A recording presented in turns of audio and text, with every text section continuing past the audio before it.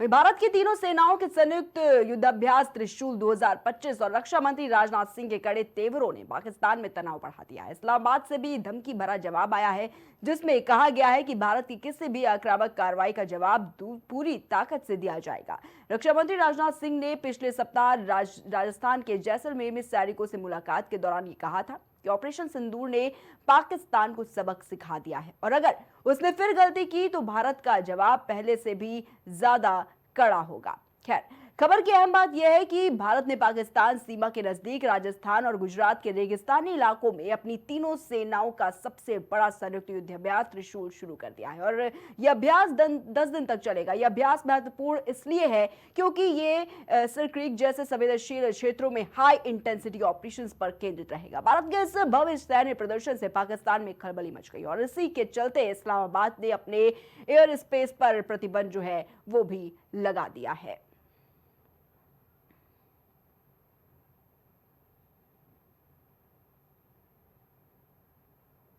वहीं समाजवादी पार्टी के मुखिया अखिलेश यादव ने एसआईएमए हिंद की अहम बैठक हुई और जिसमें देश भर से संगठन की कार्यकारी समिति के सदस्य जो है वो शामिल हुए। बैठक में वक्फ संशोधन अधिनियम 2025, मुसलमानों पर अवैध घुसपैठ के आरोप, फिलिस्तीन शांति समझौता और देश में मुसलमानों से जुड़े मौजूदा मुद्दों पर विस्तार से चर्चा की गई।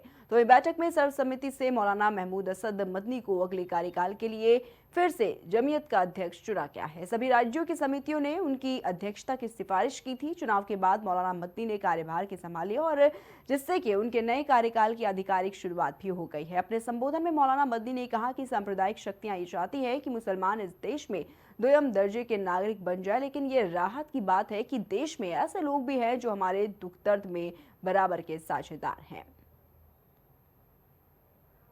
तो वहीं बैठक में कार्यकारी समिति ने फिलिस्तीन शांति समझौते से संबंधित प्रस्ताव पर भी चर्चा की, जिसमें उन्होंने कहा कि शांति तब तक संभव नहीं है जब तक 1967 की सीमाओं के अनुसार एक संप्रभु और स्वतंत्र फिलिस्तीनी राष्ट्र की स्थापना नहीं हो जाती, जिसकी राजधानी यरूशलेम हो और अल अक्सा मस्जिद सहित सभी पवित्र स्थलों की धार्मिक स्थिति और सुरक्षा की गारंटी न प्रदान की जाए। और ये बैठक फिलिस्तीनी लोगों के बलिदान, दृढ़ता और स्वतंत्रता के लिए संघर्ष की सराहना जो है वो करती है। अहम बात में फिलहाल इतना ही। आप देखते रहिए प्राइम टीवी।